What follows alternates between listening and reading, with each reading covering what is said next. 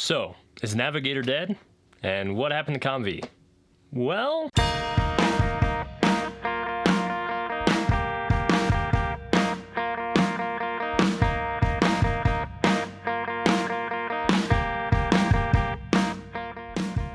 So, understandably, we've been getting a lot of questions about Navigator. What happened with Navigator? What happened with COMV? Lots of things that happen in life. To name a few, so I got a case of Bell palsy, so half my face was paralyzed. And this morning when I was trying to cut a piece of wood, I tried to, close my eye to sight the line, and I couldn't get to work. And I was like, oh man, I've got some kind of loss of motor function. One of the last posts that we made was talking about my wife and I purchased the house.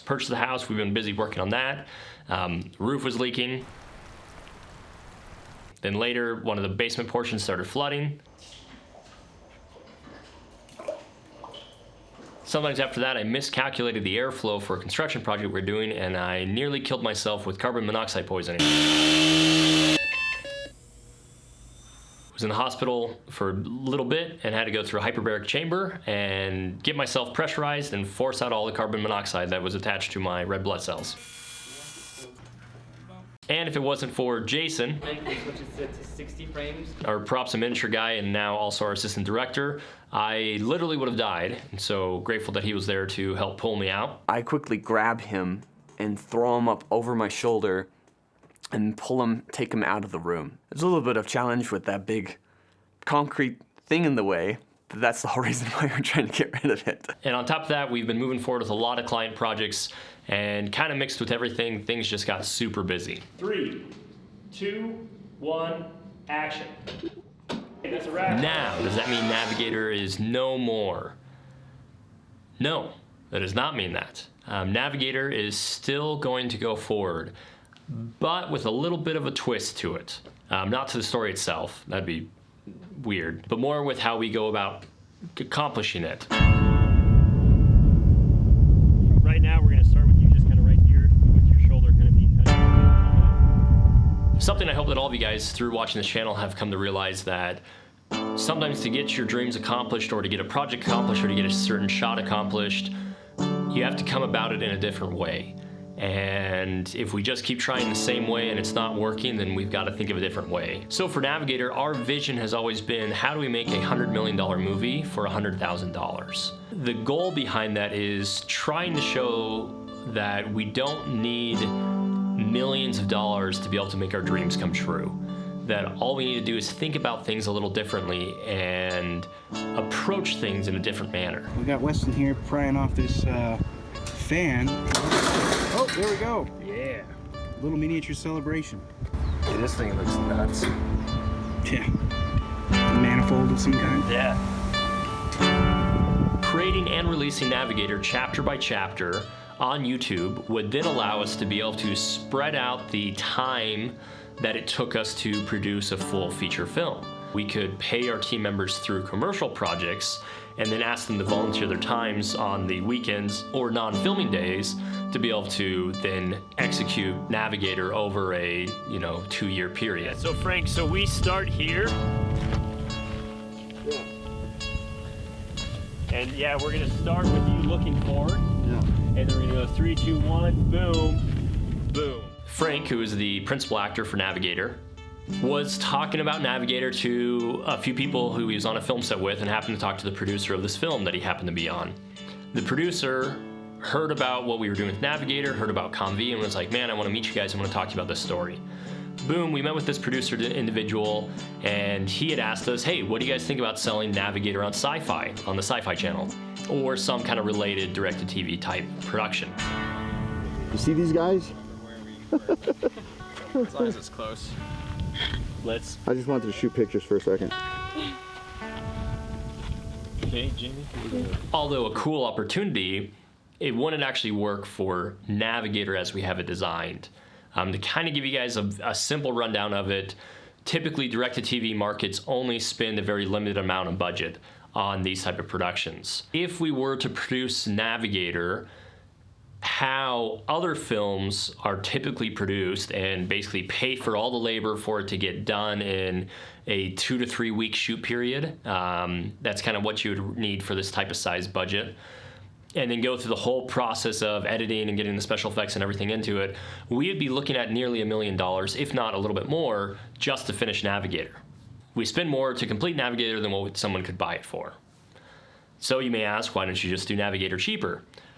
Well, it wasn't designed to be that way. It was designed to look like $100 million through spacing out the production period over a long time.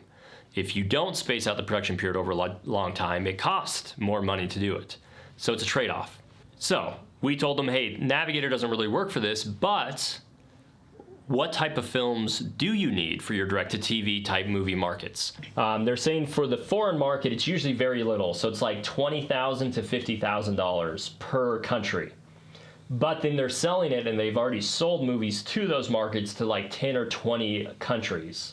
Basically, through the foreign market, you make $300,000. Okay. That pays for the movie, if that makes sense. That pays for the loan, and then that distributes out percentages to everybody involved.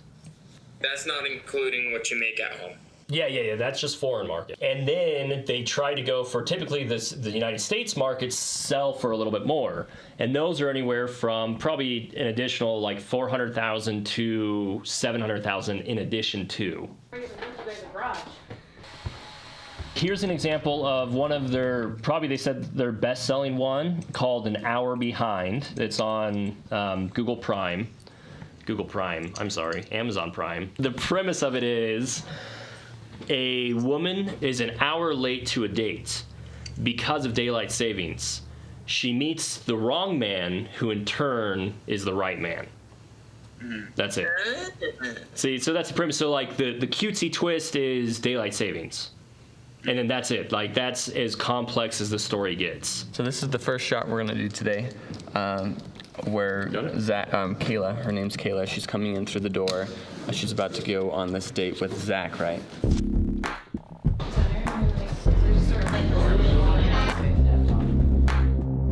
We want to start out first with getting these synopsises, just get them into like a paragraph form so we can present it to the clients.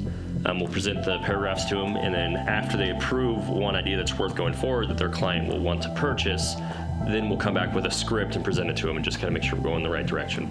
We're in the process of putting together all the details to start production on 2 direct-to-TV films. Does that mean Navigator's not going to go forward anymore? No, that doesn't mean that. Navigator is something for us that stretches us artistically and cinematically. It's a big movie, it's a big endeavor, and that's exciting to us. These direct-to-TV movies that we'll be doing, they're exciting to us in another way. They are more about paying bills, but also at the same time, they're about learning how to produce stuff faster, how to tell a creative story within a formula. As you know, if any of you guys watch like Hallmark movies or Lifetime movies, they're very formulaic type stories. You can still make them interesting inside that formula, but it's a little different of a challenge. It's a good creative endeavor that stretches us. Cat is the couch, the bird is in the corner. We have the shelf, and then we have the bird right here. 5 mil on there. So we're done with 2.4. We will be focusing on these direct-to-TV films so that we can push them out and earn some finances for the company to help the company go forward.